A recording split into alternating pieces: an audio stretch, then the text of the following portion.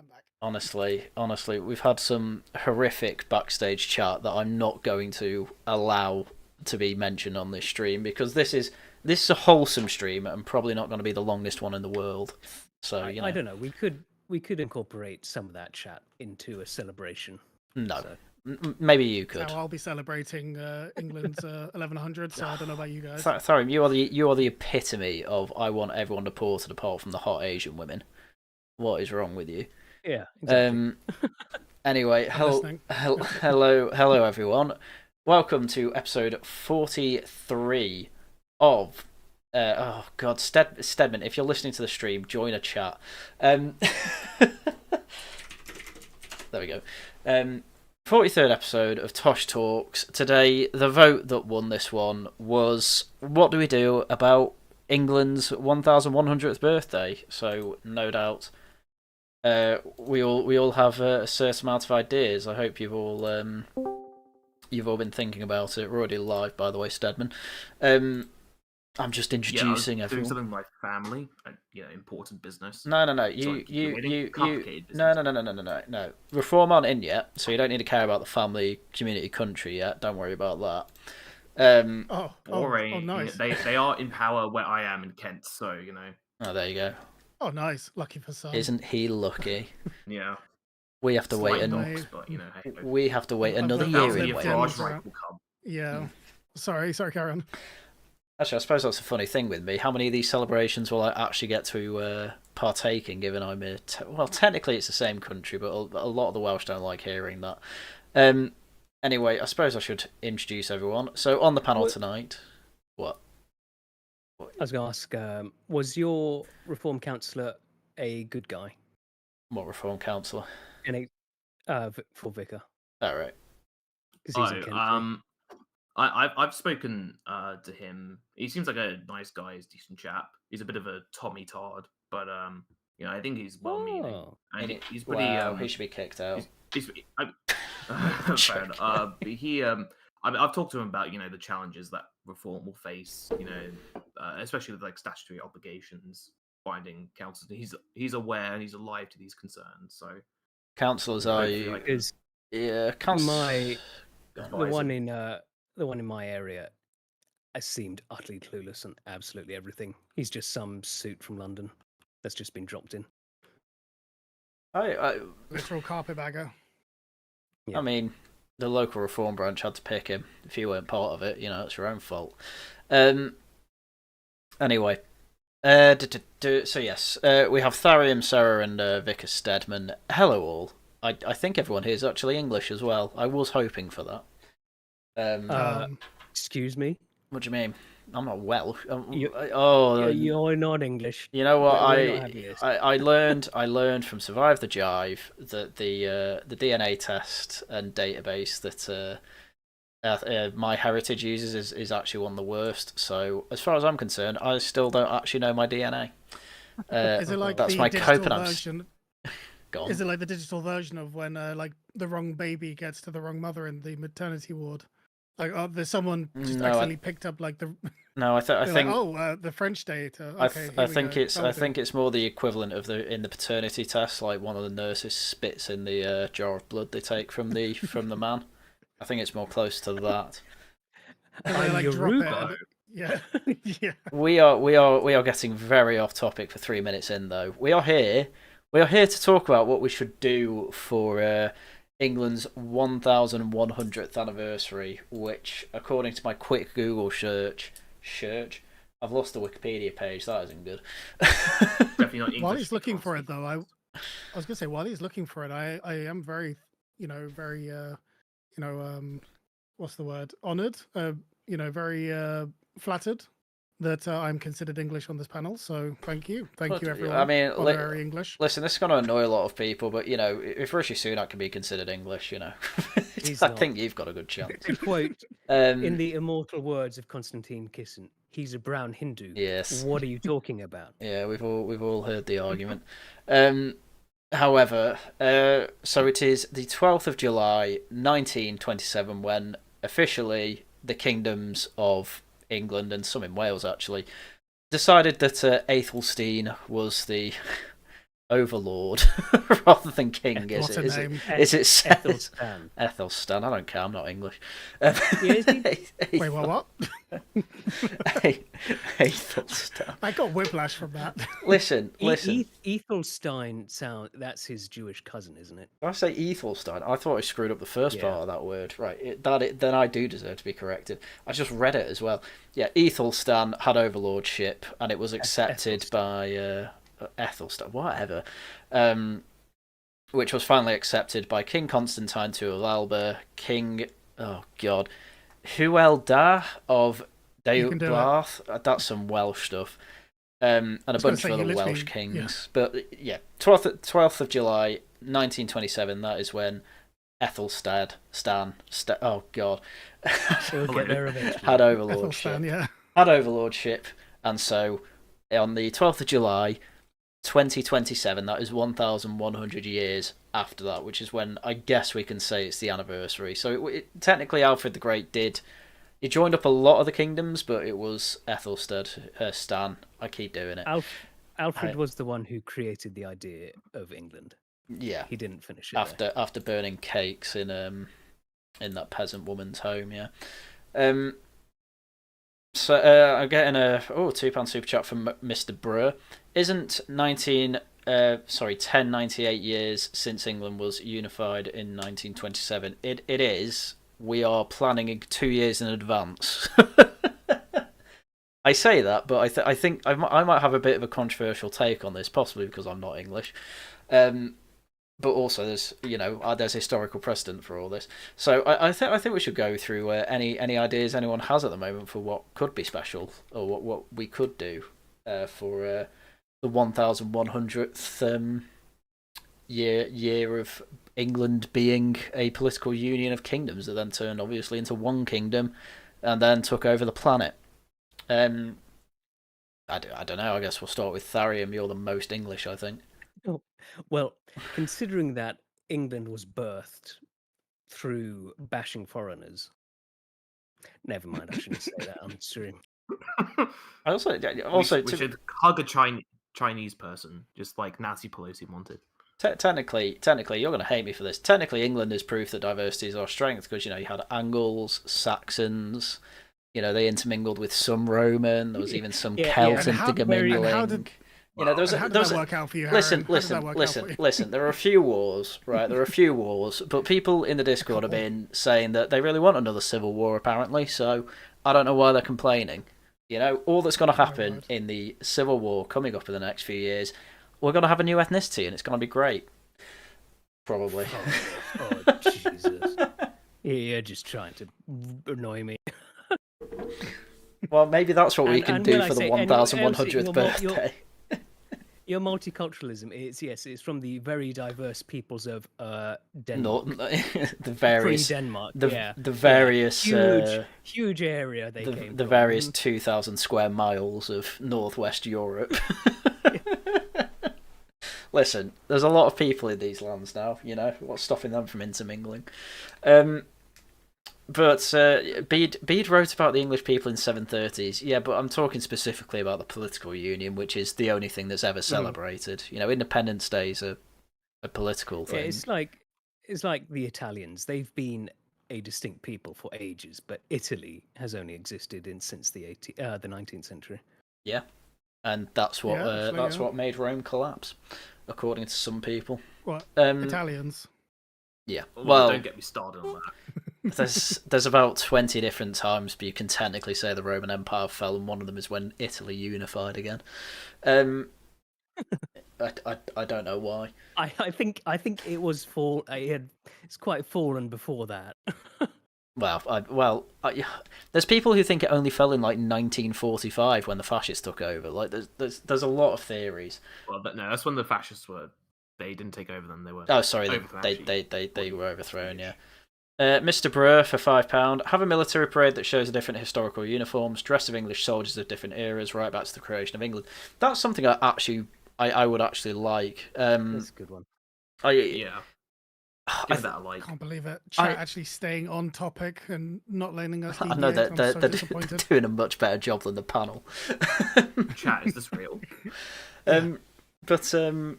I mean, 3 likes there. That's pretty good. That's the most I've ever seen for a super chat, even on my channel.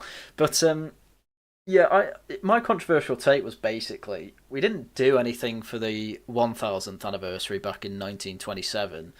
We don't really need to do much this time round.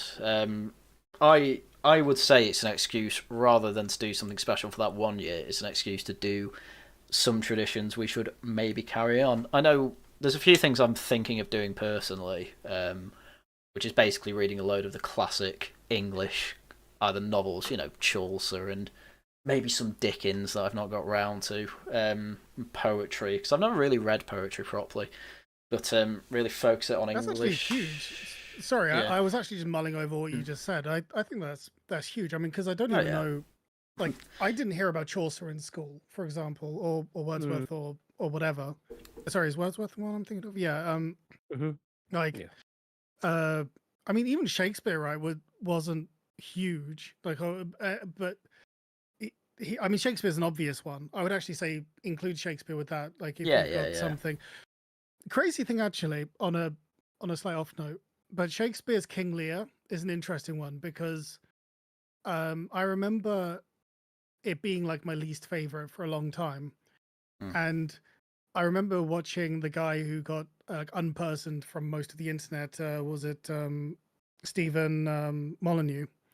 And Stefan, he actually, Stefan, sorry, Stefan Molyneux. And he actually said how King Lear is an interesting one because it's one that will make more sense to you the older you get. And that's actually turned out to be true. It makes more and more sense to me as I've gotten older. And so, yeah, it would be really cool to go through some of the English poets.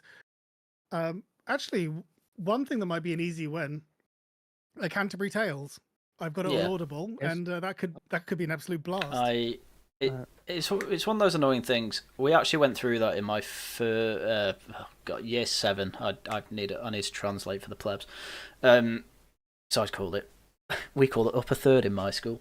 But in year 7 for English, we read something about like the wars in Northumberland or Northumbria, I should say, in around the time of Saint Bede.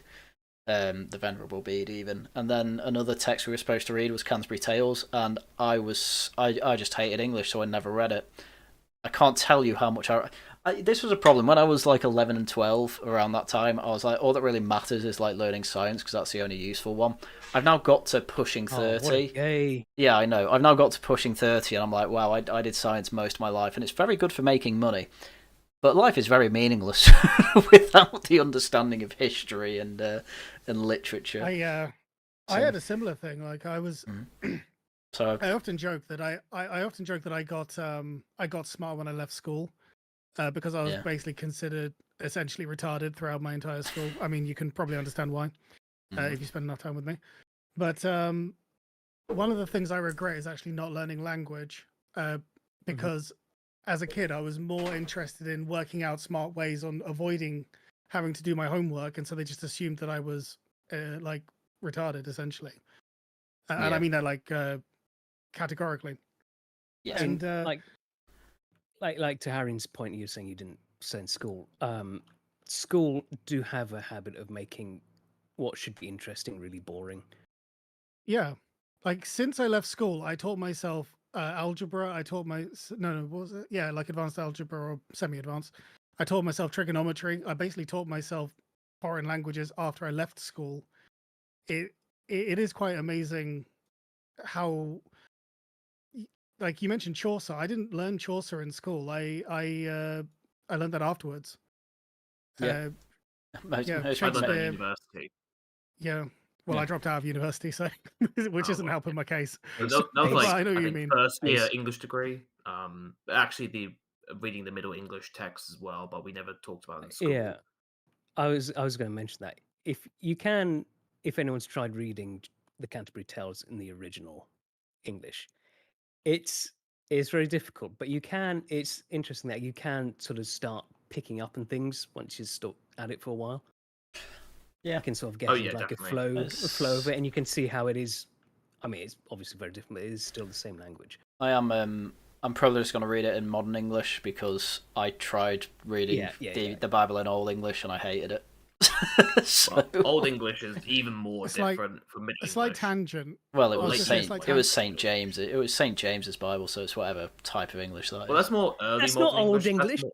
Is it not? Yeah, That's I- Old not even English close. is Whatever. Old what, English is, then Old English would basically be worse, Beowulf. wouldn't it? Well, Old English If would you be look at worse, Beowulf- wouldn't it? Go on, say. Yeah. Yeah, Old If you English ever- if you looks ever like read, German, Beowulf, basically. yeah, it's Beowulf, effectively more German than English. If you look at the original Beowulf, that's essentially Old English. Yeah, I'm definitely. But it's all we often- Primitive German. I'm definitely reading it in Yeah. a language I can understand rather than one that I'm going to get fed Can't up believe you with. thought Which is King But if you- multi-linguistic English from London.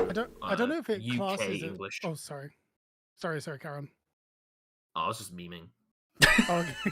I was gonna say I often call it. I don't know if this is correct, and maybe you can correct me. I often refer to it as like classical English. So, but I don't actually think that that's technically correct. I think that Old English is technically classical English. But no, my, old English is the Beowulf stuff. yeah, because I sort of assume that sort of Bronze Age I consider sort of classical, but that might just be me. Oh, right. But- Classical Well, it's era, just yeah. that's just Yeah, yeah. I might just be I mean, an idiot. but- that would be Brythonic, some sort of early Brythonic there. for Okay. language, which though. is like very old. Probably It's don't have any Old text on Welsh, that. basically. Yeah. What I do very, love though, my wife was watching a YouTube show, and I can't remember exactly what it was called. I was just trying to call her to ask what it was. But it was like a historical cooking channel, and it's very popular on YouTube. Oh, I've seen these things. You yeah. probably know the one I mean. And he always has like a little Pokemon in the background or something, and it's like the Yeah. Easter egg. Yeah. Yeah. But sometimes what he'll do, and I do love this, is he'll have snippets of like actual historical documents, and the spelling just makes me smile every time. Mhm. Because this was like pre-standardized spelling. Yeah. So Exactly. basically everything that Harrian hates about what he's Yeah. talking about, and I actually understand why.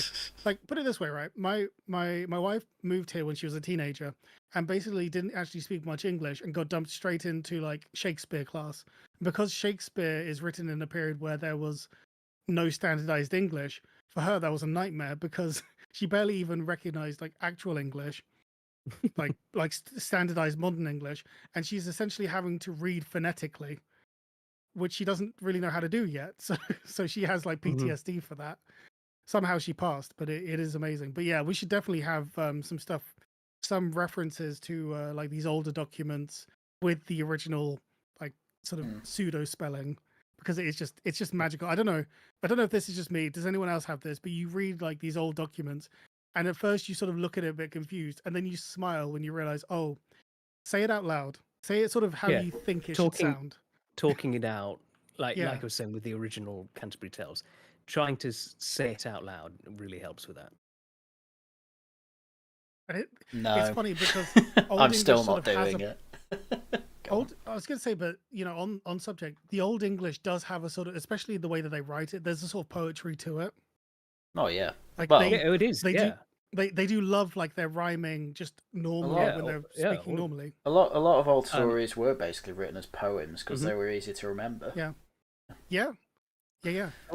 Tolkien, who was of course a big language guy, knew all these Mhm, old mhm. languages, all the old ones. What a He nerd. did work on Beowulf, and Yep, that was, I've got a copy. Yeah, well, I've that's got a one copy his of the things one was that he how- translated. Yeah. Because before him, Beowulf was just sort of viewed as like, I don't know, silly sort of like myth sort of Antiquity, story, yeah. and he sort of tells, oh no, this is actually a whole sort of yeah, it's a big deal, and how it was all in verse and stuff that you sort of don't realize from the translations at the time before him. And if you Neat. speak in Old English, sounds cool. So that's I guess that's two things we could have then. Military parades. It might even be an idea from like what was it, July? I mean, it's right in the middle of summer. You could probably like every weekend, or maybe depending where you are in the country. You know, like Hastings does a Hastings reenactment. I was about to say Agincourt, but that's Yeah, in I'd been to France. Stamford Bridge then. We'll take it back. It's fine. Yeah, and then there'd obviously be a whole load of Civil War reenactments as well, given they're basically the only other wars we had on English soil. I do hate to break it to you though. I think a Worcester Club military reenactment might get clamped down on by the police. You know, just Well, that's the point. We had military parades. a thing earlier in the Discord. See what chat thinks. Is peak England Agincourt or Trafalgar? Oh man, hang on. Oh. Where's my? Hmm. It's How did obvious. I miss this? Because that's a difficult one. It's not difficult Or at Dead End all. Satellite. It's not No, difficult. Agincourt, clearly. No. Agincourt was good. Okay. I was going to say, actually, Dead End Satellite in chat says War of the Roses. And actually, you know what? Because that was actually English v English. Yeah. Trafalgar That was cringe, though. No, it was. Yeah. I mean, War of the Roses Agincourt, is huge. I mean, No more brother Stamping the wars. French- Yeah, but it's a brother Stamping war. the French Yeah, is exactly. cooler than the War of the Roses.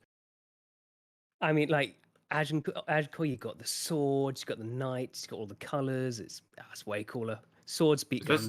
It's not even just, well, that is obviously very cool, and we need to celebrate that more against the stinky French. But also there's more victory of England, whereas Trafalgar, there's more victory of the British.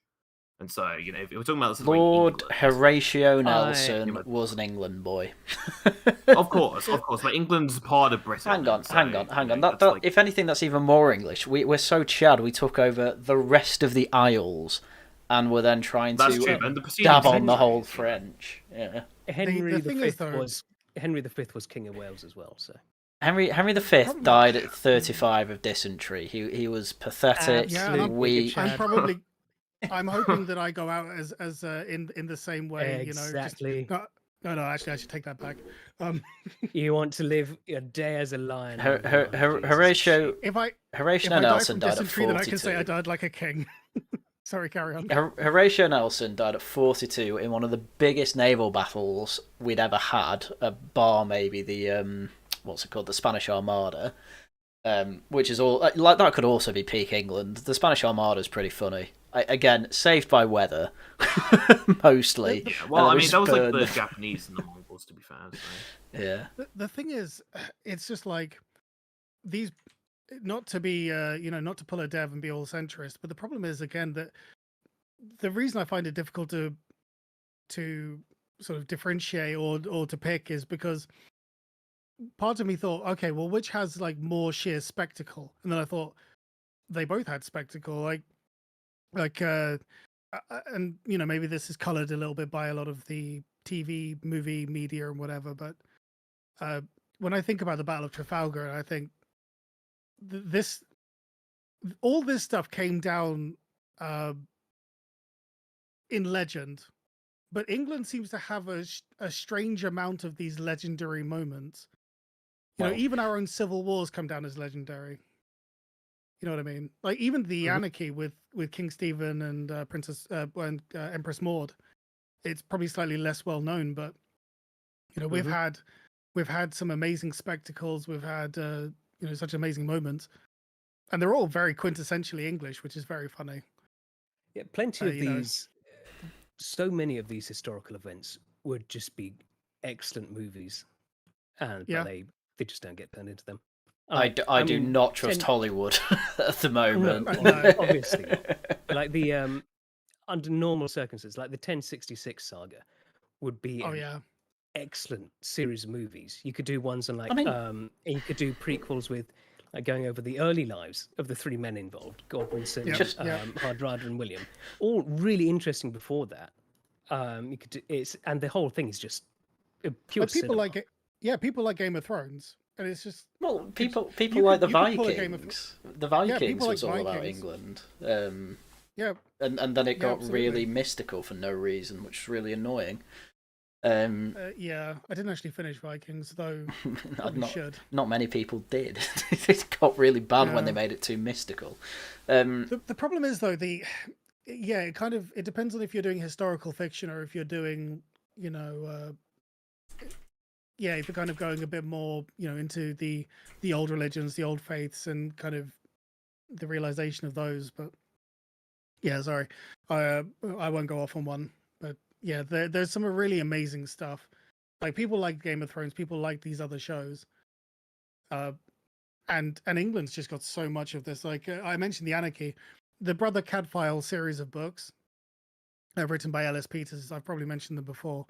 Honestly, one of my favorite series of books, and it's all based on an abbey in Shrewsbury during the period of the anarchy, and I love those books. And it's sort of brilliant historical fiction where the events are real, some of the like accounts and characters are real, but the main cast is mostly fictional, kind of like Kingdom Come, like Kingdom Come Deliverance, where the setting is real, like the sort of actions and stuff.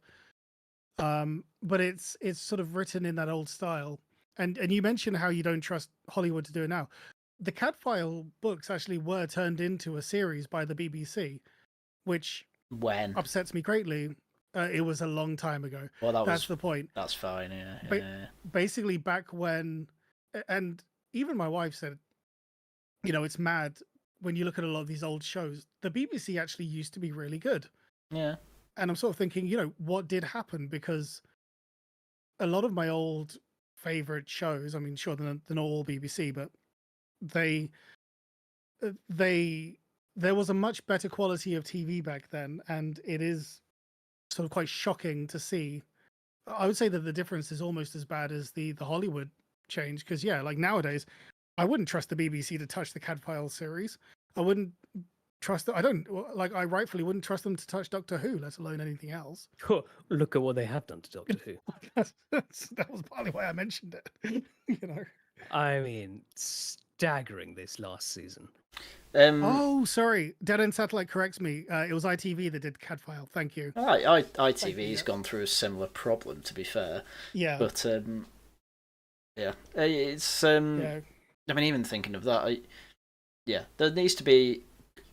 I think basically what should happen over the course of the year, but obviously it'll mostly happen over the summer anyway, because we have summer fairs. Is when more of a focus on reenactment. Basically, how for ages we've had focusing on anything that's not English. How about for just 1 year? I'll even take it for a weekend, over the weekend of July, or maybe the month. Yeah, I'll get greedy and say a month. Can we just have an English Appreciation Day? Here's what the English did, and you probably wouldn't even have a month to cover it entirely. Winning wars, inventions, poetry, literature, whatever. Yeah. I guess part of the problem is we're just having as stalls at fairs. A lot of what we would want would probably get misconstrued as just like a Renaissance fair. Do you know what I mean?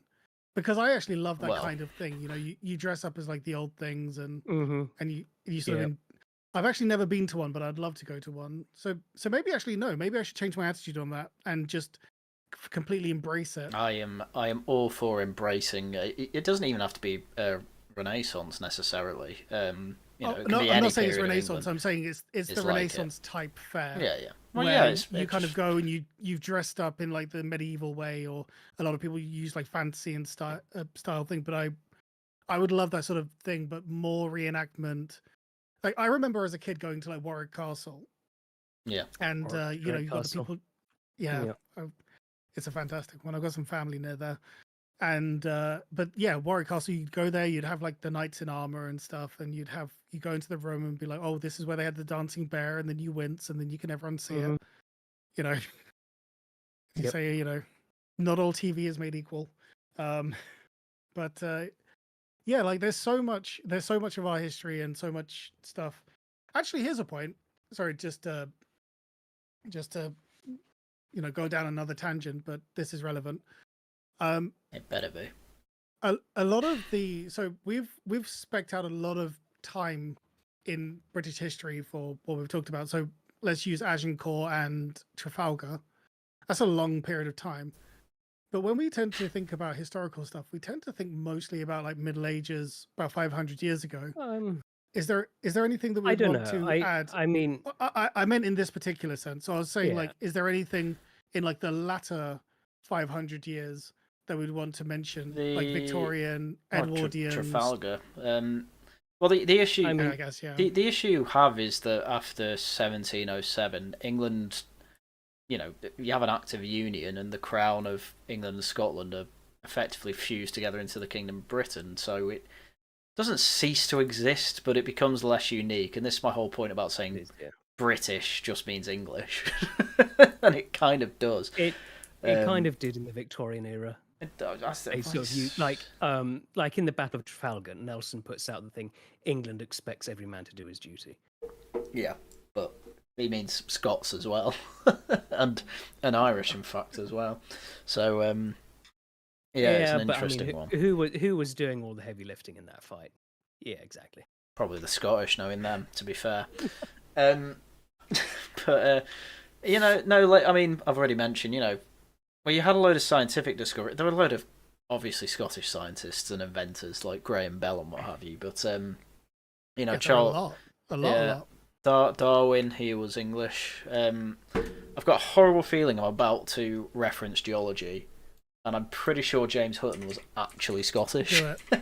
Do it, you coward. But okay. I've got a horrible feeling that he was Scottish, but I hope he was Scottish, for God's sake. I mean, was he Scottish upper class though? Because the Scottish upper class were basically English. No, I think was he son of a farmer? I can't remember. Farmer's son. Because anyone from sort of more upper class Scotland, we can just claim as English. He was son of a merchant, so there you go. Maybe not then. Whose father died when he was 3, but he was still educated at the High School of Edinburgh. Went to Uni of Edinburgh. Studied classics and then got bored, so decided to lick rocks for the rest of his life. Edinburgh is basically just like an extension of England anyway, so it has been since the medieval period. So wait, is that a good or a bad thing? Oh, it's good. Well, it was a good thing until like many, unfortunately, native Anglo, Scots, Welsh, and Irish people became woke. So, but that's not that period. So back then it was a good thing. As I keep telling, Tharium, was that the Victorian period you were mentioning? Oh, I was saying, like your point there. Like, one of the things you do have is, people are generally more medieval, more medievalists, or they like gunpowder. Like, I prefer the medieval swords and stuff.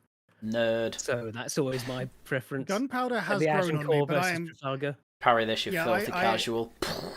I am very much a sword, with fire and sword. It's a Polish reference, but you'll get what I mean, with fire and sword. Mm-hmm. I mean, anyone can pull a gun trigger, a sword. That's a proper weapon. Oh, anyone can swing a big metal stick. To be fair though, I did get like, it was actually the with fire and sword, the Polish classic. Mm-hmm. It did convert me over to the flintlock, and just because that period did have a lot of sword use still. Yeah, exactly. Yeah. And actually, it's a fascinating thing to see how it just generally, like how armor, weapons, and everything changed over time. And you can see how, like in chat, Mr. Bro actually mentioned late medieval period had gunpowder. Yeah, 100 Years' War had gunpowder. Yeah. And you can see how, like, armor changed. Cities, I think it's true that, like, cities stopped being walled when cannons were a thing because, well, cannons got rid of walls pretty quickly. Constantinople. No. Well, rip Constantinople. Well, it lasted for a long time, and it'll always last forever in our hearts. But unfortunately, no one is invincible. Well, you know what? The 1100 anniversary is coming up, so maybe we can retake Constantinople. This is what I say to people. People say like it should be Greek again. I say no. The Greeks had their chance. It's going to be English now. Oh well, no, yeah. I mean, we have historical precedent for that. The Brits. We do have a Casus French. Belli. We did we did kind of occupy the post-Ottoman Empire, Turkey, for a bit. Actually 100 years ago, or just a bit before that. So there's precedent, and we were there first. And the Greeks gave up on their dream of restoring the Roman Empire. So yep, it's ours now. The Greeks gave up of the dream of being Greek. So what happened to the Greek Roman Empire? Greek, exactly. Yeah, exactly. I mean, there'd have been some English crusaders in the Fourth Crusade when they sacked Constantinople. So I think that's claim enough. I can never remember which one's which. Yeah, I can never remember. But I think that was a disgrace, unfortunately. I mean, no more brother wars. I think it was just like the summer riots, just hooliganism. I think that swords. does give us claim to Constantinople though now. No, we have a more legitimate claim with the I can never pronounce it, but the Emperor's Guard had a lot of the Anglo-Saxons. Varangian Guard. Yes, the Vangian Guard. For some reason, Yeah, I a thought lot of Praetorian. I was just like, that's not Praetorian's. No, not, not Yeah, I Praetorian. was just thinking that's not. That's It's not English. Caesar. But the Varangian Guard, yes, because a lot of Varangian. Anglo-Saxons left. They were Giga Chads. after the Norman conquest. Some probably even settled in Crimea. So instead of giving Crimea to Ukraine or Russia, we should take it ourselves. Do you imagine just English territory in the middle of Eastern Europe? I guess to be fair, I don't need to imagine if we go back far enough. Based. It can be. Or was it when it was part of Poland? Actually, was Crimea part? Okay, I'm not going to go on a. I don't think Crimea a was ever tangent. part of Poland. I think it's too far Have away. Did you see the Polish-Lithuanian Commonwealth? Yeah, that's They actually. Lithuania's north of Poland. I don't think that was anywhere near Crimea. Well, no. But Well, what no, I'm saying but is, I the can't Commonwealth remember is a how big far out boy. it went. Oh, maybe. It was huge. Like Poland was actually an empire at one point. It wasn't a huge empire in the sense of like the British or the Greek, but it was actually an empire. It stretched across the continent. That's why I wasn't sure. Oh yeah, I'm seeing the map And for it- the Polish. And it didn't make Crimea Ukraine. get wrecked. Well, no, it just about missed. I think. I said I wasn't sure. I was going to say, if anyone got Crimea, I would have thought it'd be the Austro-Hungarian Empire, or maybe the Bulgarian one. But yeah, I wouldn't have thought Poland reached it, and it hadn't. So there you go. Get absolutely There we go. wrecked. One sec, I'll go get the shots. We'll we're not that kind of wrecked. Yeah. It happened post Kingdom Come Deliverance 2. And Yeah, 1. I think Kingdom Come was it 14th century? Is it or 13th century? I 15th. can never remember. No, it's 15th. It's like I'm so 14. out. It's 1403, Oh, I of think. course, because Kingdom Come Deliverance 2 has gunpowder, so yeah, it couldn't have been Yeah. 13th. Yeah, and Yeah. features what's he called? Zizka, or Jan, whatever he's Zizka, yeah. called. Yeah. Yeah, very good character. Very good game actually. And yeah, speaking of cannon, not only does it have gunpowder, but it also shows you why walls became pretty much useless. Yeah. The first one has a trebuchet, the second one has cannons, and it's very, very Mr. terrifying. Go on. Does mention how they did start building forts that could resist cannon fire though, with the star fort design and stuff. Yeah, Oh, yeah, yes, that it is was a bit of a correct. lag. Yeah. Forts stayed around for quite a while after the old traditional castle designs. I mean, things we still have some that are, I guess, Well, what would we've you got say, we've got very bunkers repellent. now. Well, they're just Yeah. bunkers these days. Oh, but some of some of the sort of late medieval building, like you mentioned the Star Fort, like some of them are amazing. Like even at the point of Trafalgar, you had the sort of oceanside forts with the sort of where they're surrounded in cannons and oh man, so good. I'm gonna start autisming out, so I'm gonna Thinking, drop it. Like Well- William the Bonk. oh god, I am having him on the show again, and I want him to be on with Jack. I think that's going to be a stream for the ages. Can It you needs to have be all three of us Autism on? Assemble. Yeah. I don't know if I can get away with that title. I think it'd be too accurate for YouTube. I was That's the one way that you'll get past the censors that way. Yeah, I was just thinking then as well. Another thing you could do in celebration of this is in line with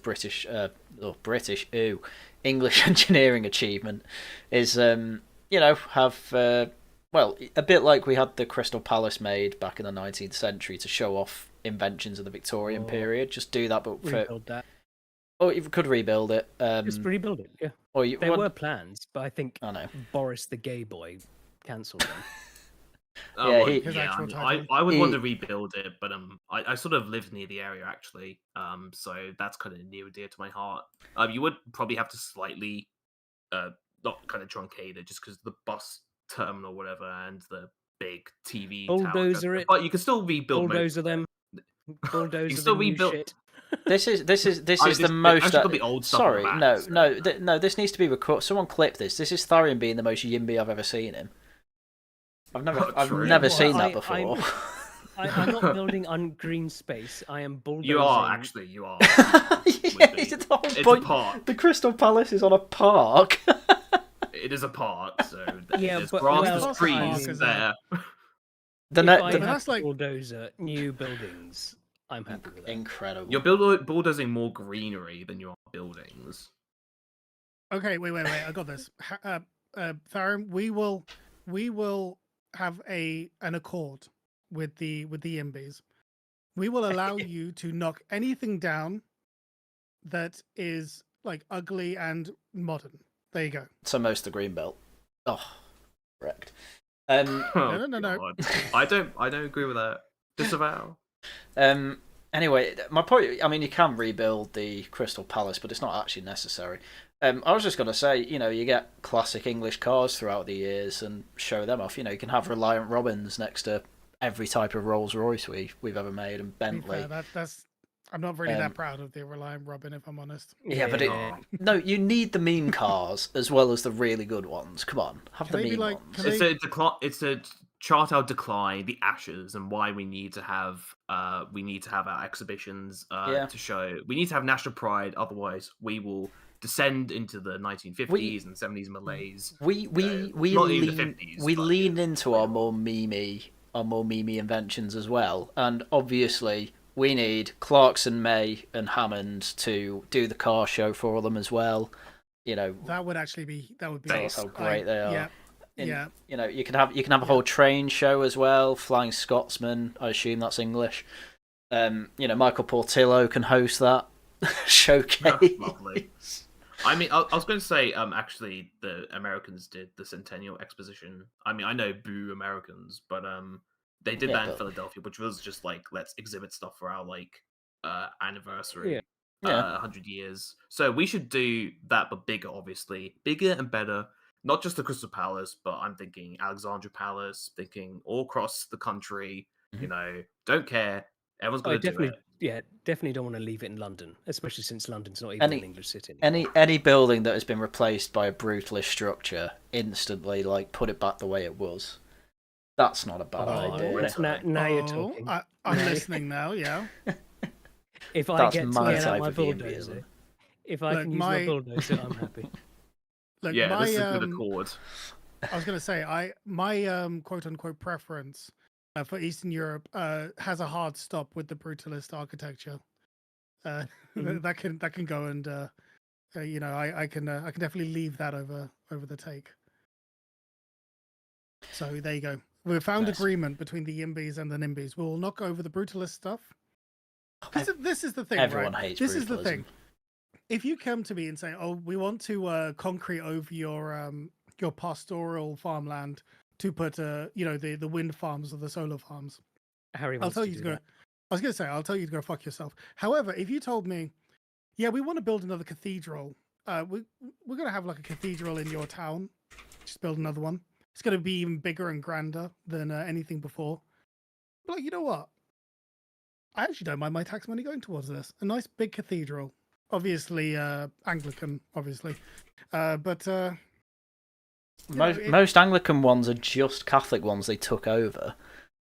Based. What do you mean? Was that the Henry VIII? It was more Elizabeth. was It was more Elizabeth I, but yeah. What was it called again? It's bothering me now. Sorry. There's the It was when Henry switched over to Dissolution. It's bothering me now. Monasteries. Yeah, the disillusionment of the monasteries. Thank you. That was the one. That's the one I was thinking of. Yeah. Sorry. Yeah, we should mention that as well. Like for the people that say, "Oh, England." Why do people keep going on about civil war? Civil war. England. Would England ever have a civil war? It's like, yeah, we've had a few. I know. I'm joking about it. That was a thing with rubber. Like at one time, I remember he was going, Oh no. The English don't like fighting." Oh, what? please. What? And he's like, we've always resolved things in a very civil and peaceful manner. What? The anarchy, the monasteries. We've had multiple purges. Some of them religious, some of them not. Like, yeah, but how far back are you going for that? I don't think I'm rubber's going Does that entirely. not count as England? Well, I'm saying How I'm saying after all this fighting we did do, we now have the general Yes. consensus of No, let's no, not no, do no. that anymore, We please. I figured it can out. find We recent examples if you like. I mean, do after you all want the to say? fight. I mean, okay. How recent do you want? Ireland. That's not England. Yeah. Well, Yeah, but we some people were arguing over which parts It were and was. were not England. Some parts of it were England. Well, Like- I don't even agree with that. We took over part of it and then threw a load of Scots there. That wasn't really English. It was it was Ulster.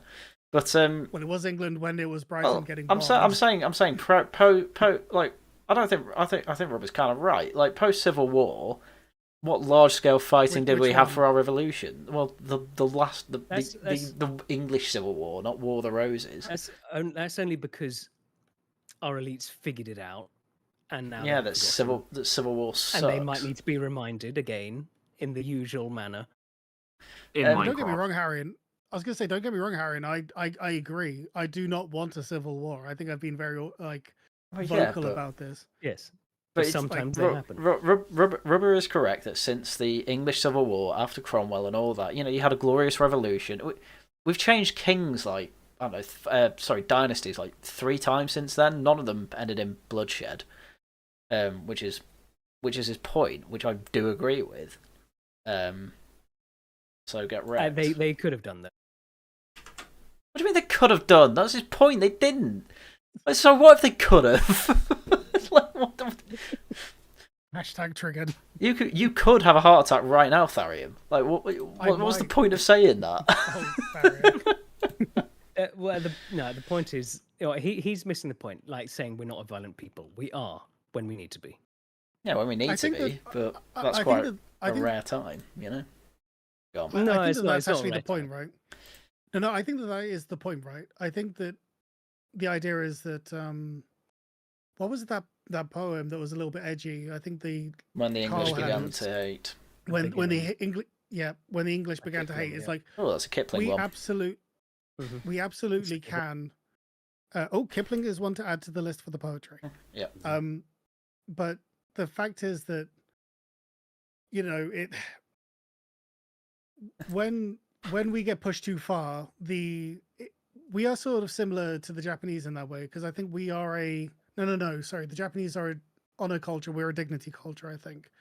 But long story short, we tend to have the stiff upper lip idea until we don't. And I think that that is something that some people forget. Rubber's point wasn't that we are pacifists. Rubber's No, point it was. No, it wasn't. Yeah, well, he was saying we'd never do anything violent. And my I don't think it about quite this whole said thing that. is, my thing about this whole thing is, don't count on it. Yeah, I don't know, because I didn't see the original thing, but I don't think I doubt Rubber's point was that we're pacifists. I think it was. It was. Violence. I remember he was We have saying become- we don't resort to violence to solve problems. we have become very passive. That is true, but we're not pacifists. Like not.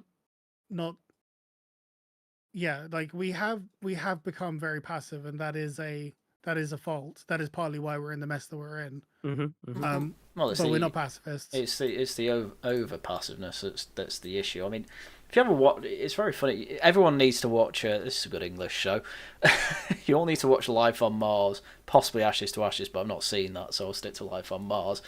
I mean, that show, like the police in that show, it's based in the 70s. It was very much just beat the criminals up. They probably did something wrong anyway. Ask questions later. Yes. Which, to some extent, you probably need your police force doing that, effectively acting as the mob for the government. And, obviously you'll get it wrong in some ways, because the alternative is the really weak and passive force we have now, which, Rubber's against that as well, because he hates the College of Policing, to be fair to Rubber. Yeah. You see, like, me and Jack, our points is the primordial truth will eventually win out. You and Jack, if there were 2 people in the Discord I could pick who would suffer from this, you would absolutely have both your heads down toilets. Like, biggest, like... No, we're likable. I feel like I'm missing out. I feel like I'm missing out with you two. Like I'm never seeing any of these conversations. But then, to be fair, I'm probably shoving my own head down the toilet long enough to not see it. I'm more saying they'll get they're the most likely to get bullied, just out of being weak and pathetic. I was going to say I do it to myself. Don't worry about Yeah. it. Portrait Seal, I've heard Ashes to Ashes is actually as good as, if not better than Life on Mars from other people, but it wasn't on Netflix, so I don't know yet. But you know, I suppose part of English literature as well can also include English media. Monty Python should be a marathon of that on everyone's screen. Oh, actually, no, just do the best of the. You actually watch Monty Python the series all the way through. It's remarkably mediocre at some points, but the best bits are just it revolutionised comedy to an extent. Yeah, Ministry of Funny Walks and that kind of thing, or I'd like to have an argument. You do get a chuckle out of it, but then you get like the actual groundbreaking stuff, like what was it in Life of Brian, where it's like, I want to be called Loretta, and you look at that, and you look at the entire like trans thing that we're going through now, and you realize, oh, this was like groundbreaking. This was ahead of its time. They thought this is the most absurd nonsense we can possibly imagine. I want to be a woman. Yeah. I mean, well, I think even and now it's bog standard. Yeah, I think exactly. That's what I'm saying. They called it. Meaning of Life had a sketch where a woman gives birth and she says, "Is it a boy or a girl?" Yeah. And that's the famous one. Graham Chapman replies as the doctor, "I think it's a little early to be putting gender expectations on the baby at this point, don't you?" But they will have heard all that. They all went to Cambridge. They'll have heard it all. I was gonna say it was absurd then, you know. Like I showed, what was it? Like the absurdity of the every sperm is sacred, like Catholic sort of gag, and nowadays we have a population crisis. So it's no, like, no, we don't. Maybe every sperm is we sacred. do too many fertility. Those bloody Catholics and all their breeding. Yeah. It's definitely the Irish that are the problem in England at the moment. Yeah. Oh, that's an idea. And Scousers. Send all the Scousers back. Send all the Scousers back to Ireland. They were philosophy nerds and had tons of jokes about philosophers. They did. There was an excellent one. I think it was stage show only. I don't think this ever made it into a sketch, but they had like a quiz show of a load of socialist philosophers and leaders, and it's like they're asking Karl Marx a load of questions, and they basically end up asking football questions that he gets wrong, and he's like, oh, like talking to this communist, and I think the prize was like a brand new lounge, like state of the art lounge set or something like that, like really materialist prizes, and it's one of those ones I'm absolutely butchering. You have to watch, but they were clever, and obviously you have the philosopher's song as well. I think I actually know the one you're talking about. Actually, Aristotle was a beggar for the bottle. Idegger was a boozy beggar who could drink you under the table. I can't remember the rest of it. It's a very good song though. But yeah, they were philosophy nerds, and so I'm not surprised that they were way ahead of the postmodern neo-Marxist nonsense, because I've heard that loads at Cambridge. Anyway, isn't it bad that my favourite Monty Python joke I didn't actually understand until years after I saw it, which was the Romanes Aunt Domus, the from Life of Brian. Those called Romans, they go the house. Yeah, that's the one. I memorized the entire thing because it's so funny. But the thing is, I didn't realize that the context was that at the time people actually learned Latin in school, and so that was actually part of the joke. Whereas I thought it was like a general language joke, but no, it was actually a gag at people who had to learn Latin in school. Yeah, but, and then right 100 times on the wall, or I'll chop your bollocks off. Yep. And then he gets caught by other centurions who don't realize he was told to do it. Honestly, Life of Brian is great. You should watch it. Anyone who hasn't watched it.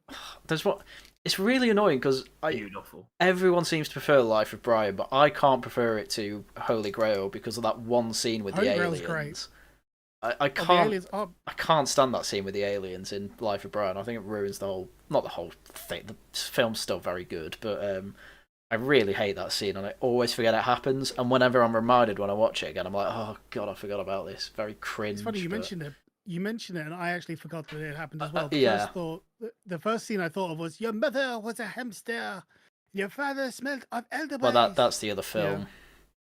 That's Holy Grail. The alien thing's Holy Life Grail, of Brian. So, I was thinking, oh, Life of Brian. Yeah, sorry. I was just thinking. This is what I mean. I was thinking.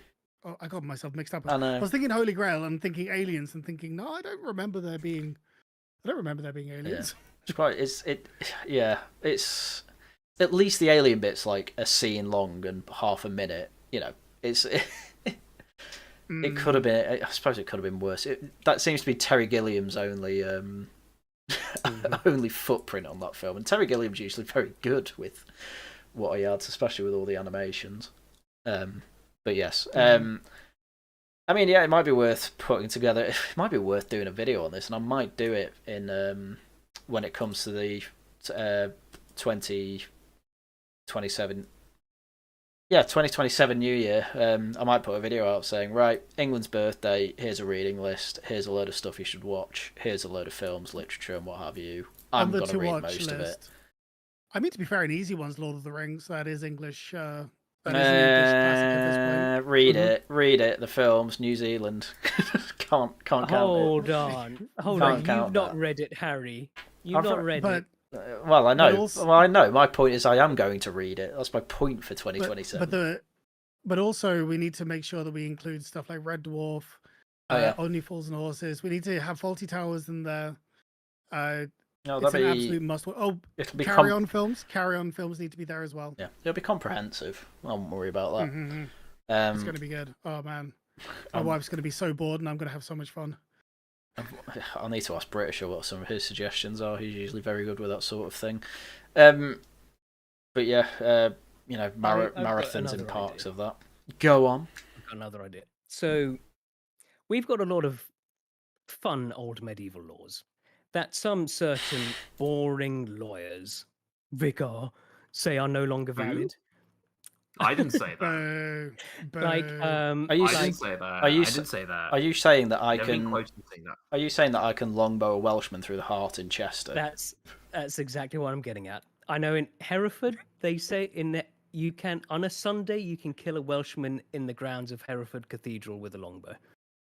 So I think that's fun for the whole family. We should be doing that. I was going to say normally there's no violence on was it church ground, but there's an exception there.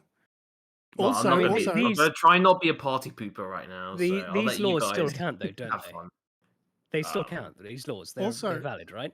It's a defense. I demand to be able to practice archery after the church for an hour on a Sunday evening.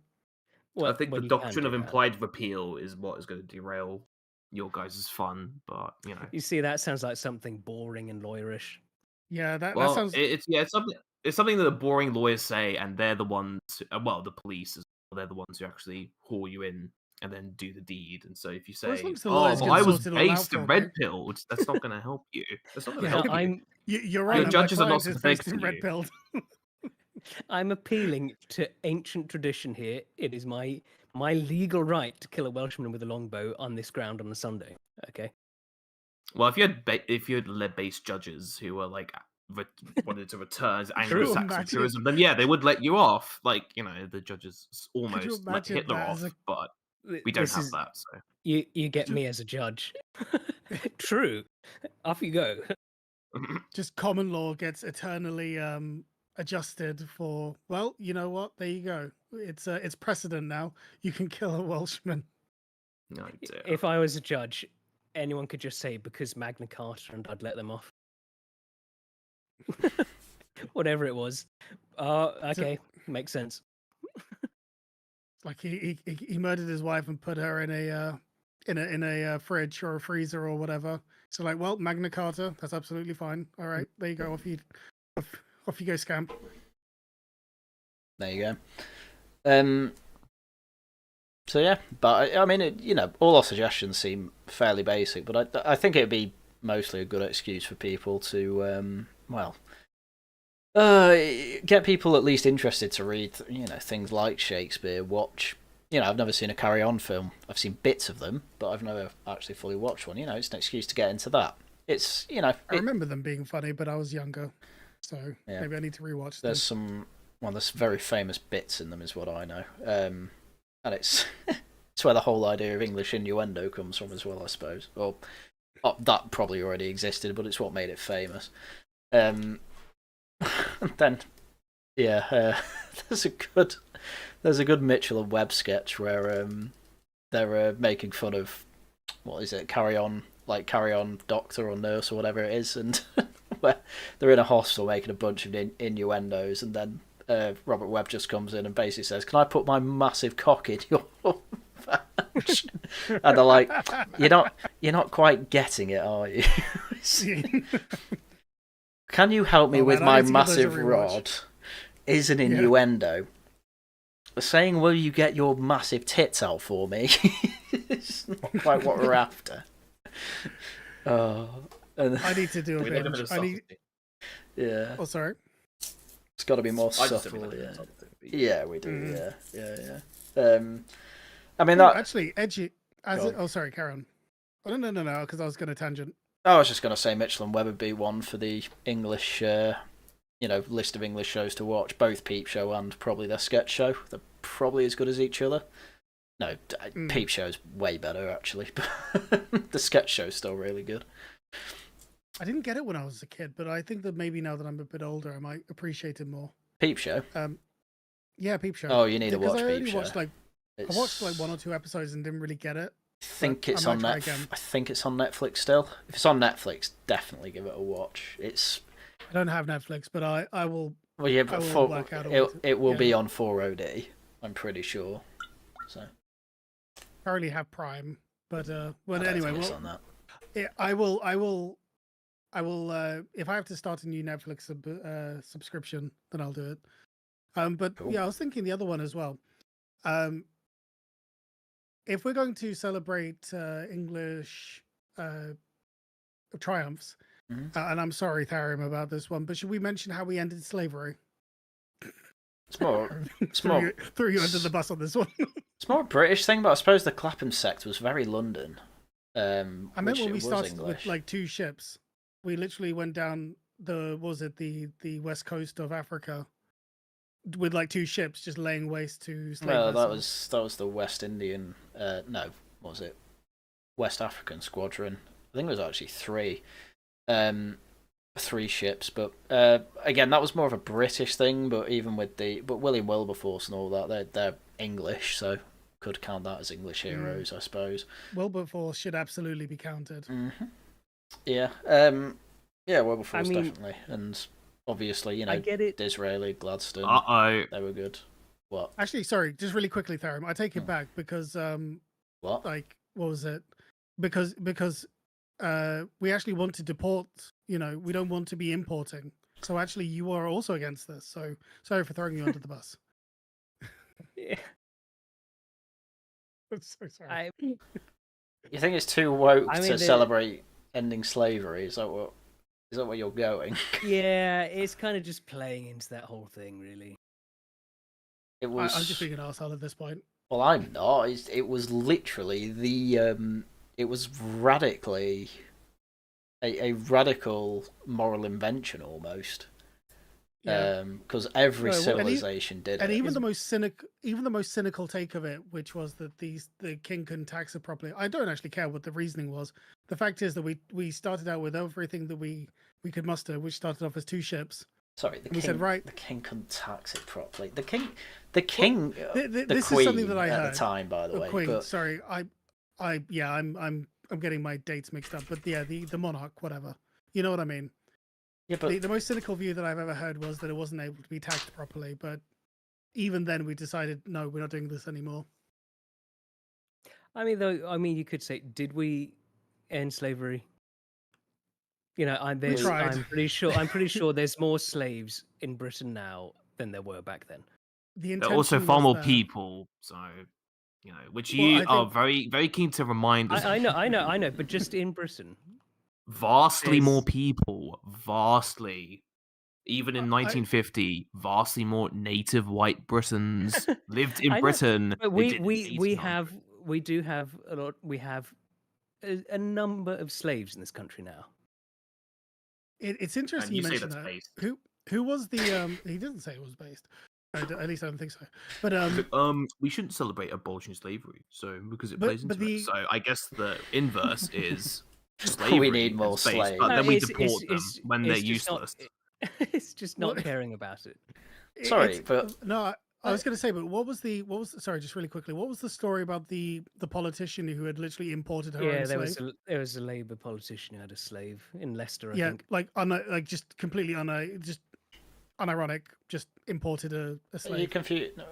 Do you mean Claudia Webb? I don't think she had a slave. She was over. I remember feel like hearing there was one of someone them else, had though. a slave. Yeah, I don't think it was her, but I'm sure Not there's a one who sex had a slave. slave. No, not no, a it was- sex slave. yeah. Well, it wasn't a Tory MP then. Yeah, active slave. Yes. We should also feature Games Workshop and Warhammer, given that seems to be our one biggest cultural export at the moment. Thank God for that. But Aren't they Well, woke? they're I mean- slowly trying to push it under the. They're trying to bury it, but it is still good. Yes. I just have slavery fatigue.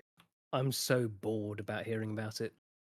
I can I appreciate that. don't think that's a reason not to celebrate ending it. Oh, it's so Um, boring. I'll get No bored one of it. cares. I don't care about Agincourt, you know. I'm still gonna celebrate it. It's all right. We can celebrate it for you.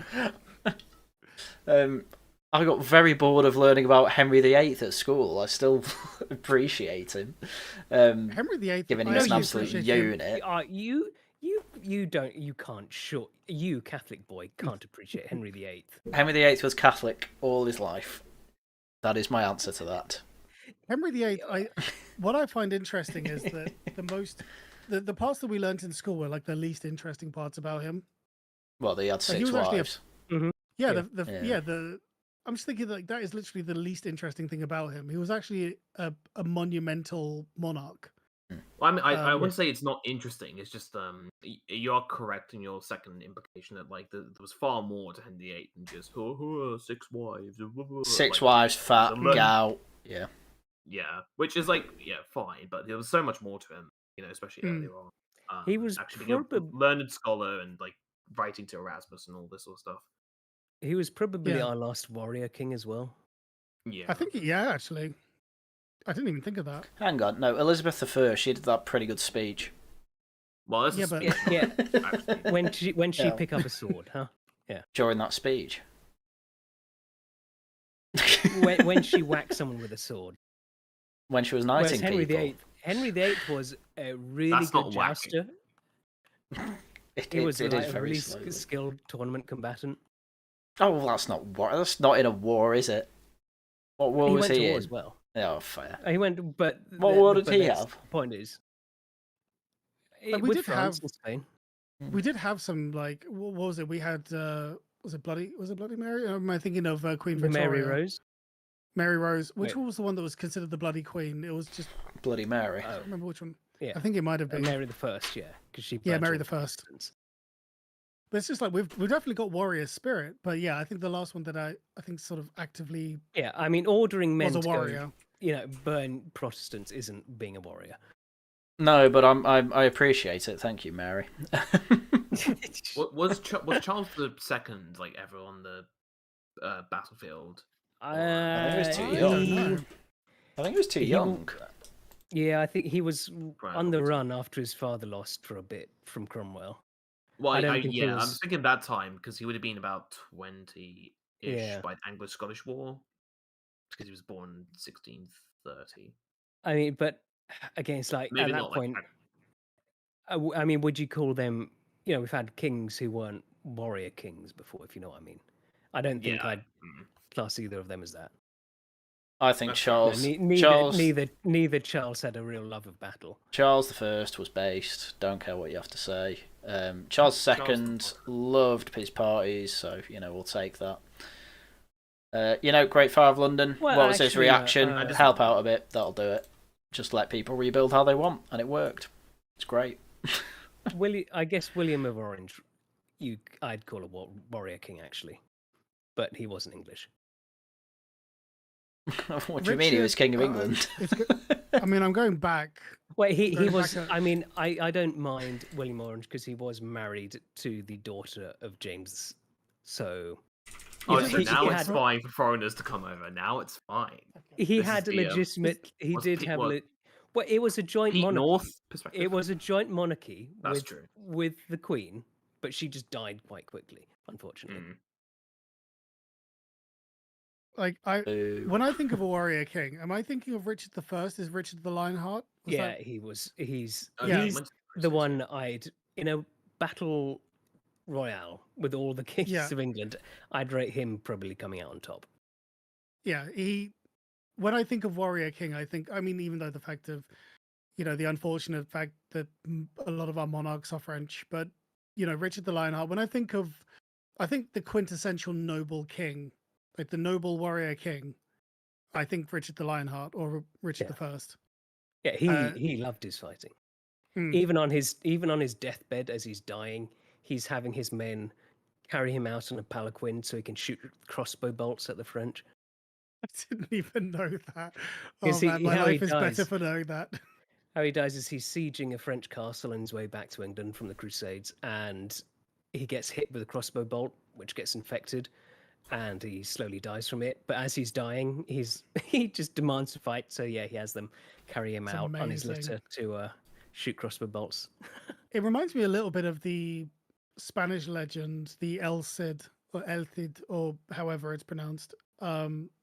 The El Cid legend. Oh yeah. Where they, of course you must know because they fought the Moors and then they did they broke from the garrison Mhm. and they sallied out and he had already died but he was still Yep. attached to his horse. Yep. But yeah. Oh, yeah. Sorry, I was just reading chat. But no, it is fascinating because look, there's another story that we can add about just this amazing spectacle, like Richard the Lionheart. I didn't even know that. I didn't know how he died. I just knew that he had fought personally in many Yeah. wars. He was like a 6'5" absolute giga chad. He does have my favourite war story. He contracted syphilis during the Crusade via obvious reasons. But he still wanted to fight, so he demanded 2 servants take him out on a stretcher, and he'd just take pot shots at the top guards on top of a wall. I can't remember where that was. I think you've got that mixed up with the death story. No, 'Cause that was the infected. I definitely know I don't because I read this in Dan Jones's book on the Templars. Maybe he just kept The doing it whenever he can't walk. Carry me out and Yeah. I'll shoot them. The Templars are a fascinating thing as well. Like I realize they're not just English. No, but they had the- castles here. Yeah. Well, I was going to say that. Oh, scurvy. He um, had scurvy. Yeah, I got scurvy, okay. confused. Yeah, there you go. Right. But no, it is fascinating because like actually that's a point. The Hospitallers were the origin. I don't know again if it's English per se, but wasn't it the Hospitallers that ended up building what became hospitals as a whole? Oh, yeah, hospitals are a very Christian invention. Yeah, And because it was the I imagine yeah. that's Sorry, where the word. Karen. Sorry. Well, I imagine that's where the word came from. Yeah, they probably Yeah. were the first hospitals. It was the Hospitallers, I'm pretty sure. Because you got like the Templars who had the Temple Knights. You had Hospitallers. It seems Uh, like it from the yeah. Wikipedia page. Oh, thank you. See, I'm getting fact checked in real time. I'm loving this. But Yeah, but no, 'cause it's the fascinating. History just- Foundation early history is like in 603, Pope Gregory first commissioned the blah blah blah to build a hospital in Jerusalem to treat and care for Christian pilgrims to the Holy Land, and that's part of There you go. the Knights Hospital. but it's fascinating because it's the etymology of the word hospital. It comes from well, I can't quite remember exactly, but it's the hospitality part. It was essentially the place to hold people, and then that became hospitals that we have now. It's fascinating. Yeah. I mean, I always love when it's normally the neo-pagan types who say that Christians are weak and soft. And I point you to the Crusaders. Yeah. In the same breath, they will sort of complain, oh, but there were the Crusades, it was so bad. And then they'll be like, oh, but soft and pathetic. It is an amazing double standard. It is quite. I mean, where are these pagans now? Curious. Yeah. It is quite funny that the Templars were this like warrior monk faction, and then when the Crusades carried on, they basically ended up turning into bankers. It is kind of funny. And then and especially the fact that they were not allowed to have any personal belongings, but somehow still managed to become bankers. Well, that's probably why suppose they're it's that, effective. like, the Crusades helped like facilitate greater trade across the Mediterranean after the Islamic conquest sort of dampened that. I mean, you've got Europeans traveling across the whole continent.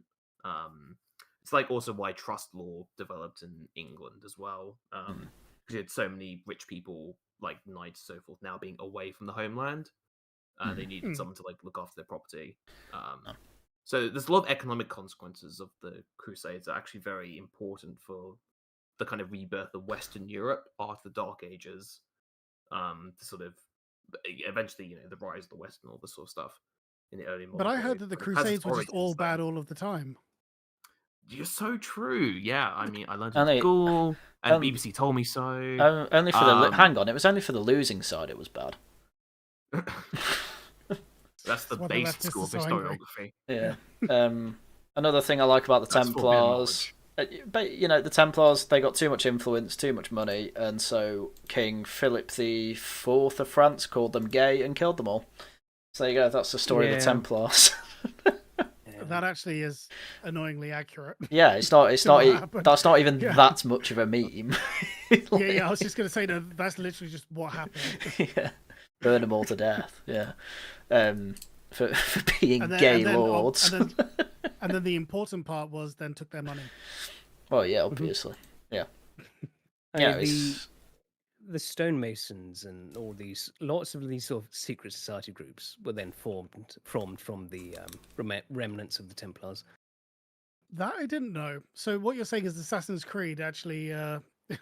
Yeah, that's what they're playing on, basically. Yeah, I thought that they were just memeing, but I didn't actually know that was actually the case. yeah, That's a interesting. bunch of the founders of them, basically came from the Templars. I get that Assassin's Creed is fiction, but you know what I mean. I didn't realize that they were actually playing on something. Anyway, that had absolutely nothing to do with England. Hey. Richard the Medieval Lionheart. period. Richard We the had Lionheart did.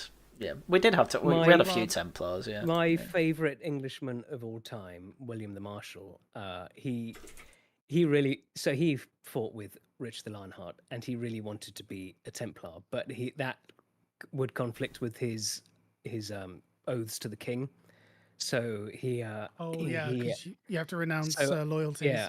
So, and he was the most loyal, goodest boy ever, and he could never betray an oath. So he waited until his deathbed, and then he was inducted into the Templars and buried in Temple Church in London.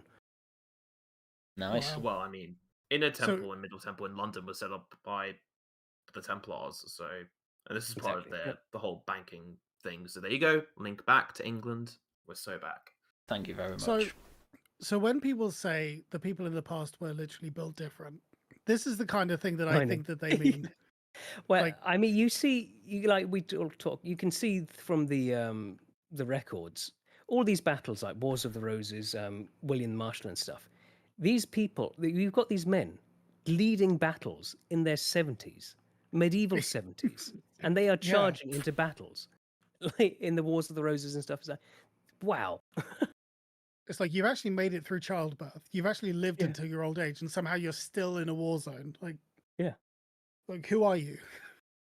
Like in William Marshal in his later life, he's still in his 70s in these fights, knocking people out and stuff. Mad lad. It is madness. It does make you think. I know that it's a meme that we've become very soft, but you look at some of our legends. I mean, Yeah. I mean, look at even- the Rorke's drift. The Rorke's drift pictures. You don't have to go back long. These guys are in their 20s. They look like they're in their 40 today. They've seen something that you will never see, and that whatever they've seen is seared into their mind. 1,000-yard stare. Yeah. But then, even actually, here's another one to add to our list of things to celebrate at the 1100 anniversary is the Legends of King Arthur.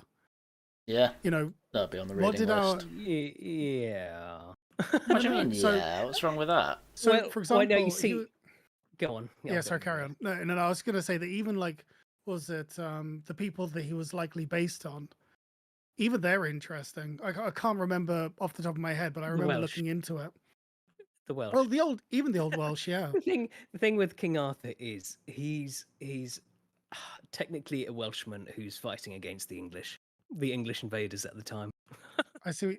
I thought that it would, but the legend was. Then Actually, later the English yeah, it makes sense to blamed me. him. Sorry, now that you say that, I'm just Yeah. thinking because at first I thought that it was essentially a legend that was built to counteract the fact that it was essentially anti-Roman propaganda. That was the way I read it. I don't know about nah. that. It's really clear Later off. the English claimed him, but Okay. the original King Arthur, it was based on, so after the Romans leave, you get a bunch of kind of Ambrosius Aurelius. I think we should add him anyway. We've claimed him. But yeah, I'm happy to claim him. King Arthur's pretty based, but yeah, it is based on after the Romans leave, we get Saxon invaders, and King Arthur stops them for a generation until he dies, and then the Saxons finish it. And Yeah, basically like that. I mean, it's tricky to say because the only people writing things down were Christian, and the British people at the time were a mix of Christian and pagan. And so it's possible there was some sort of warlord that Arthur is based on who did, because the Saxons were stopped for a generation, their advance. So something happened. We don't really know what. So it is possible there was a figure that King Arthur was based on. I heard that it was basically it's written by some Ambrosius monks. Aurelianus is the 5th century Brittonic warlord who is somewhat might be the basis for King Arthur. There's a little bit more to it than that.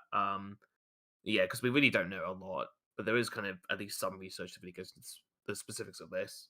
But I think for our purposes, I guess it's one of the sort of issues with historiography and national pride is when you have factors like this, when you have national figures where the historical reality and even the legends are just he was fighting against the majority ethnic group that now you make up.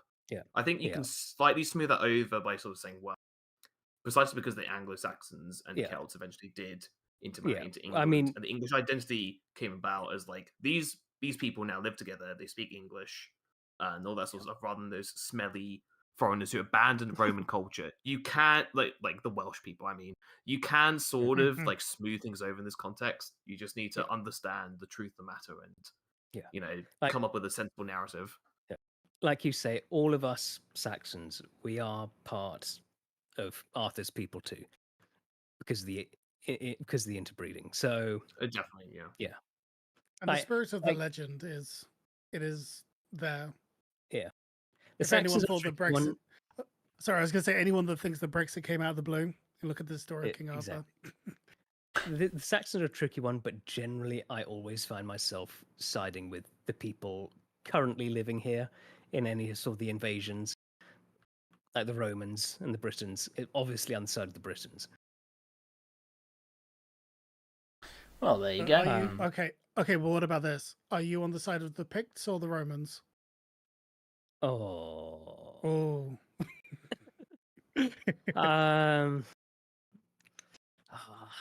Probably the Picts. That's a tricky one, though. I can't believe you'd side with the Scottish over the English. What's wrong with you? Romans were English. I've told you. That was a difficult one. You know that they're part of our inherited mix. Julius Caesar was English. Yeah. Everyone civilized is English. Everyone uncivilized is a foreigner. This is so true. This makes sense. Well, I mean that's the thing. Like, I don't have a problem with our less than civilized older past, which a lot of English people did. So you get the whole story of Brutus of Troy, coming over and founding Britain to try and link us back to the ancient world where they were civilized, when really we were just kind of sitting in our mud huts at the time. we weren't Trojans, we weren't ancient Greeks. But that's okay because Sorry, go on. But I'm okay with that because they were based mud huts, and so that's fine. Well, I actually got in this kind of exact argument with someone over on Dev's server. Shocking, disgusting. But he's like of Greek descent, and so he was doing this sort of like, oh, Britain's are stinky and stupid, and obviously even the French are better. The Greeks number one, and all this sort of stuff. Mhm. And I mean, it was part of the argument. It was long and autistic and stupid, but like part of it was this kind of the Greeks and Romans entered the Bronze Age first, well before Britons. For Yeah. the Greeks, that's true, but not for the Italians and Romans. Actually, they kind of entered into Yeah, the they Bronze were Age at later. the same time Yeah. as Britain. I'd say it's sort of like, of course, the Britons were less developed, but it was again like sort of only a few centuries of difference. I think Oh, Iron Age Britons were more developed than like most people give them credit for. yeah, They definitely had yeah, but agriculture. I mean, like you compare what we had to Rome. Obviously, There but like was, that's like one AD 1 Rome. It's not the same yeah, as saying like what was AD like BC 500 or 750 yeah. Rome Yeah. versus Rome was a same bit. time. Rome was a bandit camp. Yeah. Yeah, it was like in Yeah, that sort of relatively evolutionary speaking short period of time where obviously massive when they because the when they world. refer to themselves as Romulus and Remus time, that sort of really early period. Yeah, they But weren't mud huts, but it wasn't like a again. It Wasn't was one, something sorry. equivalent. Yeah. yeah, it was. I mean, it was mud huts on a hill fort. Yeah, But with some stones. yeah, but like I don't. Yeah, and some antiquarians and antiquarian in the past, I think, had a problem with that. They wanted to pretend we'd always been like really civilized. Yeah, like Mm. I mean, and it's not just us. You see so many, lot of Europeans try to claim some sort of link to like the Trojan War. Oh yeah, well of course. it's bizarre, but yeah, it doesn't really make a lot of sense. I mean, And people to want be, to do that. I get it, but I understand wanting a founding myth, but it's not the case, at least Yeah. as far as I know. Sorry, Vicar, Steadman. Sorry. no, it's fine. I was basically done with that thought. I mean, it's a kind of interesting topic just because of Indo-European studies of this, but I it does link to England and our I guess it's a mix with You keep cutting out. our origins. I just had to see there's an ambulance going by. Sorry, probably a stabbing. Who knows? But yeah, it's like I guess like our origins are sort of mixed between we weren't the pinnacle of civilization in the world, but we also weren't like completely stupid dullards who didn't know what they Yeah. were doing. It's probably Yeah, just the kind of passages of history have made it a bit difficult to gauge how quote unquote advanced we were, but we weren't stupid Stone Age cavemen like some people say. It's tricky, ancient knowledge, because like you see, like it's because we just know nothing, and it's so. But you can see the people in ancient times; they clearly had a deep understanding of stuff about the world, like Oh yeah, Stonehenge being aligned with the stars, and that's just one of many examples. yeah. The And so, megalith Western European builders before yeah, the Indo-European. like this is knowledge that would require generations to like figure out, and yet these people did somehow. So they knew stuff, and it's Yeah, unfortunate we're just so lost about what it actually was, where they came Yeah, from. I've So often it's not English per se, but I think we've sort of recently found in caves like 30,000 years ago. So we're talking genuine cave Mm. people. With the cave paintings, we've started to figure out there are like markings that look like tally marks. They're not modern tally marks, but Yeah. something similar. And you have Y shapes as Yeah. well. I'm trying to figure out actually this has got to mean something because it's not just Yeah. not just drawings. So there's some Yeah. speculation that this might be actually tracking different Mhm. herds of animals and when in the yearly cycle they give birth and all this sort of stuff. So that's actually very advanced. Relatively speaking, you're watching animals, you're trying to figure out when they give birth, when they move into a place, when Mhm. they move out. I've That's definitely often pre-agriculture. I've often said, and actually I had this conversation not that long ago with a friend of mine. But I've often said, if Romans could use computers, like how different do you think that they would be any more intelligent than we are now? Because a lot of people now we consider ourselves smarter and like smarter than people who were historically. No. And yeah, we have had we're not really. we have I was gonna say we have got better nutrition in those younger years. That was one thing that changed. But if you compared the average IQ now to a Roman or a Greek who had good nutrition, if you take the technology difference, so that was what I mean about using computers. If they had the same access to tools and technology that we do now, would they be smarter or dumber than we are? And I think probably smarter, I'd say, because you see, like some Romans, they actually figured out germ theory. You see them like I don't remember who, but he's talking about how he feels like there's like these invisible things in the air that can cause illness in one bit of writing.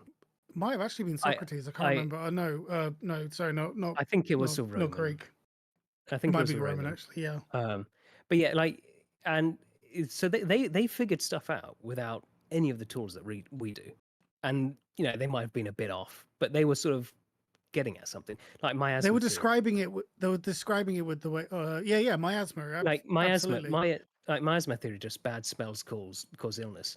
It's kind of wrong. It's not the smell, but you're on the right track off with that. Yeah. The thing causing the smell is it's causing it will make you sick. And there is something in the air. Yeah. It's like there is your gut repulsion to something is actually responding to something that is bad for you. Yeah. You're not wrong. It's just not quite right. It's like people like to diss Plato's World of Forms. And it's like Plato's World of Forms only is stupid if you read it literally. But if you read it like metaphorically, yes, in our minds, there is like, for example, the perfect idea of a chair. And we derive everything that we understand about the world of the chairs in our world based on this idea. They are describing things. And also you got to realize these are people who are, they're also working things out and standardizing things for the first time. And I remember the story of the what was it? I can't remember who it was. I think it might have been at the time of Aristotle or whatever. But he says, "Oh, what is a human?" And he said a hairless biped. And so I can't remember who it was. Diogenes. Was it Diogenes? That's the one. Thank you. I'm Behold the man. Behold the man brings in a plucked chicken. Yeah. And it's like, they are trying to describe the world as best that they can with what they have. And some of these men were like just phenomenal. And in many ways, our technology has made us dumber in many ways. I don't know how to describe it better than that. Oh yeah. How many reasons I'm terrified. Look at what spell check has done. Well, How exactly. many people learn to spell these days? It's the reason I'm so terrified about. Oh no. I feel called I was just saying, out. is the reason I'm so terrified about AI is not necessarily because of what it can do. Yeah, it's about what we have already stopped doing. It's like what you're automating your own thinking, and that's something that does actually genuinely terrify me. But I won't, go too much off track more than I already have. But it is an interesting point. I think we've got off the topic here. Yeah, I was just coming back to the topic. Going back to the topic about English not being advanced in ancient history, but still they were based and built. Yes, that's fine. We've always been based. Yes, I think. I think we've got some decent ideas of what we want. It's all relatively simple stuff. We don't want to go too far out of the way. One actually. I was going to say a quick other one. When people talk about English history, they talk a lot about World War II. Should we add some World War I in there as well? We do a lot of talking about World War I. Not that I'm against that, but I mean, I don't see it that often, to be fair. No, I'm not having this. It was a great victory. We're celebrating it. We do VE Day every year. I'm in the position. I'd like it to be more than just the World Wars. Well, it was. History is Henry VIII had 6 wives. and the World Wars. We were talking You know, about we're more than that. we just spent an hour and a half talking about everything but the World Wars in our history, so I won't worry about that.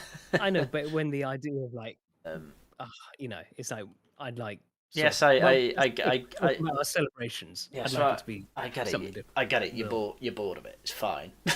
Like, everyone gets bored of it because it's all we talk about forever. But yes, reenactments would be good. Go on. What was your other suggestion? So I feel like we have a fine tradition in England of war with the French. We should at least, especially given they've just seized one of our fishing ships, we should at least do at least one coastal raid on France. You want a coastal raid? Okay. Raid the coast. Right. We should nuke them. We should invade. Turn them into a sea of cabal. Yes, I agree. Use the one issue is that the French do have a nuke first war strategy. Well, cool. that's why I was thinking, like, if you could just limit to if they nuke London, it's a win. True. Oh, no. But if you just do like a little coastal raid, I need a job. You know, you could maybe get away with that. Say it was. Actually, you could say, yeah, that'd be fun. I hate to be a tangent machine, but did you see Macron getting slapped? Yes. Yeah. I've heard about that. I'm still trying to get my jorts to descend, but it was it was very, very funny. So we should say slapped by his old school teacher that he started dating when he was 15. His cougar. You know what I was going to say, wife. I hate to admit it, but do you know the first thing that went through my head? It was like, this fetish is getting out of hand. Like, right. That was the first thing. Unless anyone else has any other suggestions, I think we can wrap up there. Oh, come on, it wasn't that bad. No. But yeah, we're largely typical stuff that you can do that when nations celebrate their history. Well, I guess we already do street pies, but I didn't see many actually. Well, I don't. We should have more English flag waving. Yeah. Oh, definitely more. Definitely more flag waving. More votes for Agincourt, please.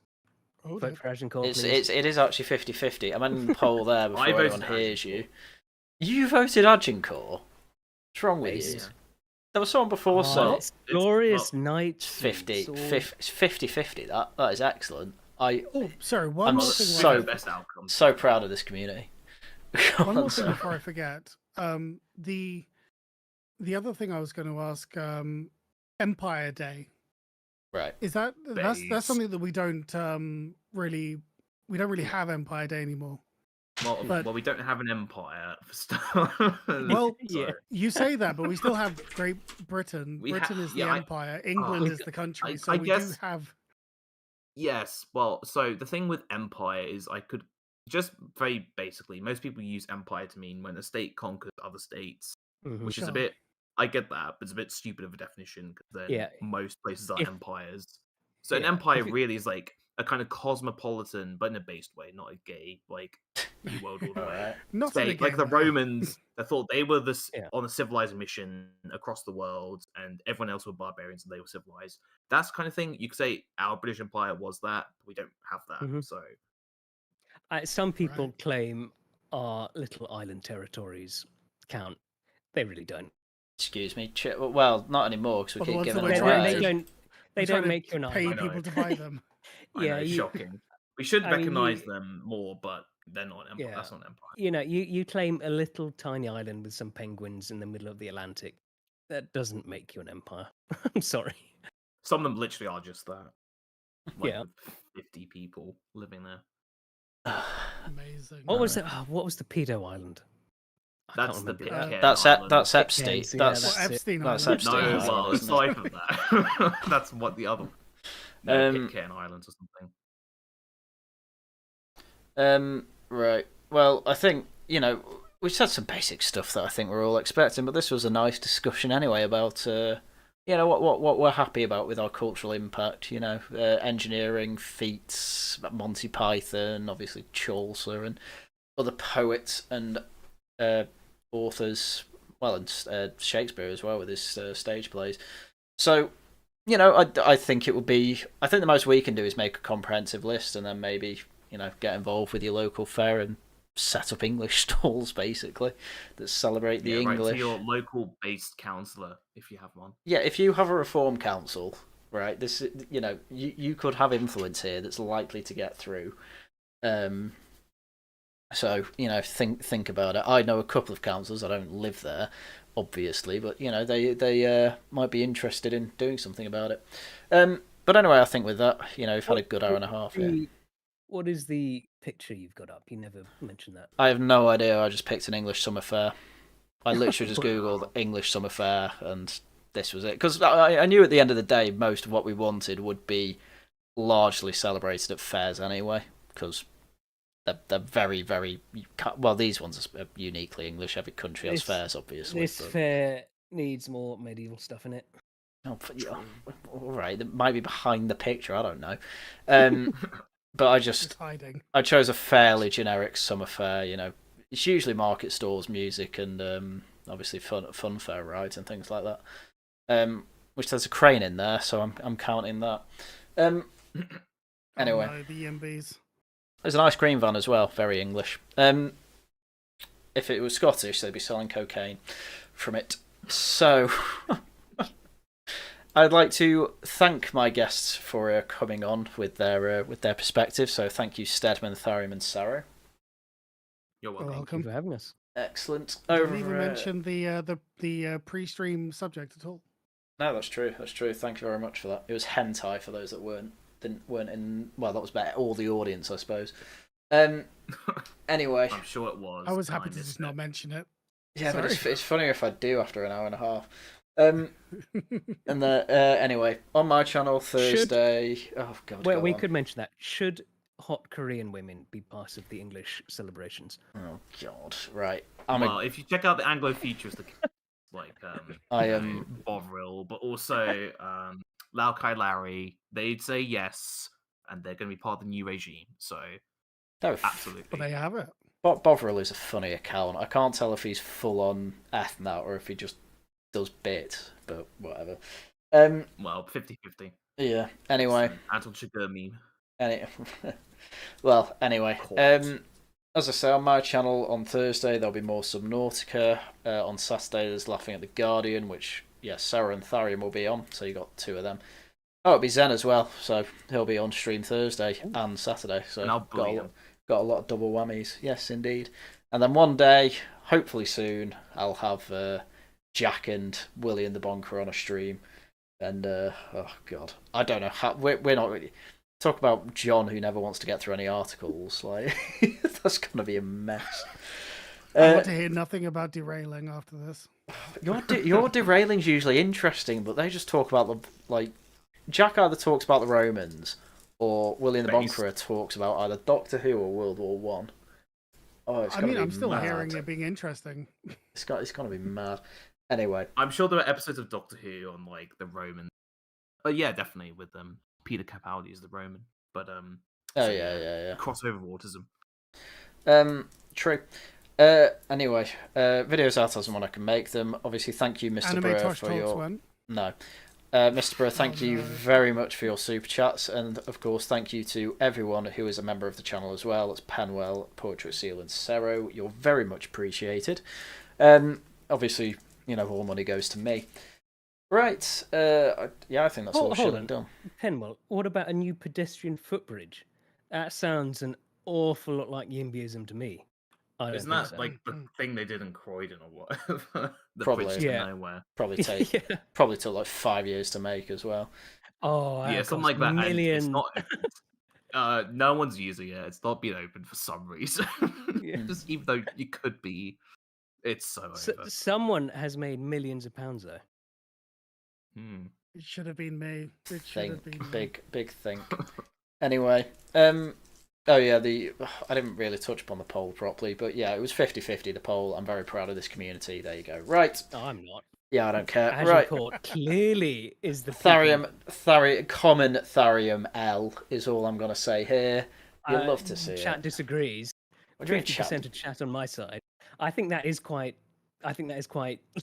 that's low really for what you were this saying. Community, really, isn't it? It's like 50% on your side, 50% on my side on most things. I think. It's what keeps us. It's what keeps us entertained. I was going to say, let it never be said that we're an echo chamber. Yes, quite.